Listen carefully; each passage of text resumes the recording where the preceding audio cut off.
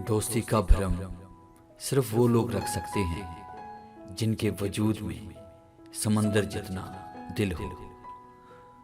दोस्ती एक दूसरे का ख्याल रखना, एक दूसरे को समझ पाना, एक दूसरे को अहमियत का एहसास दिलाना, बहुत लड़ाई करना, फिर भी एक दूसरे के बिना नहीं रह पाना।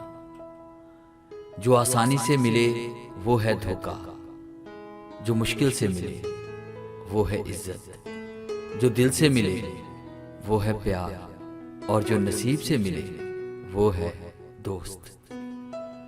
दोस्त एक किताब की तरह होता है, वो कितनी ही पुरानी हो जाए पर इसके अल्फाज नहीं बदलते।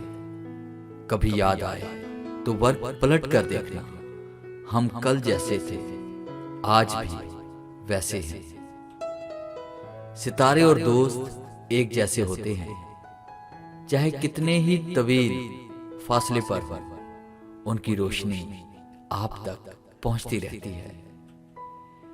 मुझे ये नहीं पता कि मैं एक बेहतरीन दोस्त हूं या नहीं, लेकिन मुझे ये पूरा यकीन है जो मेरे दोस्त हैं वो सबसे बेहतरीन हैं।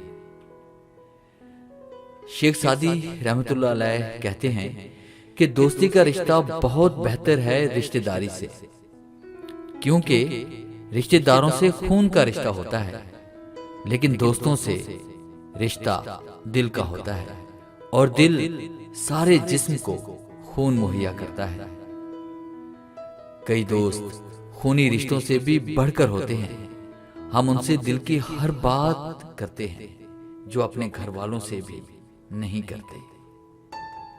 दोस्ती 5 लफ्जों से होती है, दाल, दिल और दुआ से, वाव, वादा और वफा से, सीन, साथ और सच्चाई से, ते, तहफ़्फ़ुज़ और तसल्ली से, ई, याद और यकीन से।